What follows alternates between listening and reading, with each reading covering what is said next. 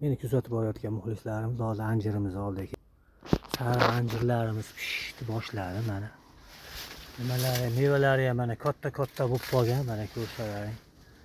O'ta sifatli darajada pishyapti mana.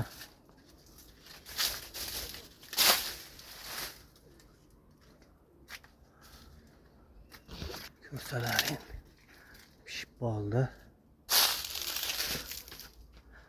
O'sha tepalarida ham mana pishdi. Yuqoriga chiqarib yuborganligimiz uchun uzumdan shot yordamida teramiz. Shu bilan birga o'zimizning eski yo'nalish bo'yicha bitta tagidan chiqqanini qo'yib qo'yganman. Mana ko'rsalaring 2 metr yonvelida keladi mana. Mana shu holatda buni yotkizamiz. Yotkizib erta bahorda yotkizib buni uzunligini ko'rsalaring o'zimiz o'sha yo'nalish bo'yicha buni yotkizamiz. Yotkizsak har safar ta'kidlaganimdan keyin mana shu bakini o'rnidan yangi kurtoy chiqib, har bir chiqargan kurtoyga meva qiladi. O'ta baquvvat chiqargan. Bitta bakini yulamiz mana.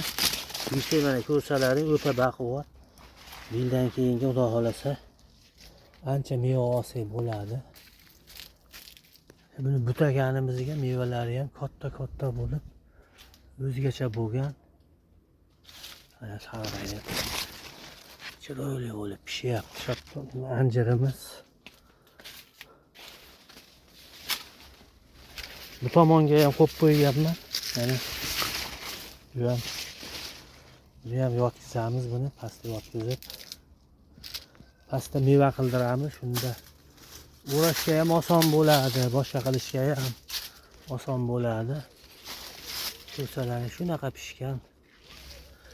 To'g'risini aytsam, 1-2 marta video qilaman deb qilolmadim. Bozorga ham olib chiqib sotdim. Sotishga ham ulgudim bundan. Qolgani pishyapti. O'ta darajada yirik bo'lyapti. Bozorga olib borsam ham xaridorlar kelib yo'lda olib qo'yishyapti. Juda chiroyli bo'lgan. Hozirgi mavsumda anjir rosa yeyish kerak. Nimaga deganlaringda immunitet hosil bo'ladi. Anjir jannatning mevasi, odamning ichini yumshatadi.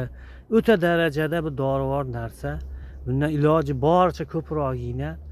Keyin agar uylaringizda bo'lsa buni quritinglar. Quritib qo'ysalaring qishda kompot qilib ichsa bo'ladi, o'zini yesa bo'ladi. Hech qachon isrof qilmanglar. Hammaga omad, salomat bo'linglar.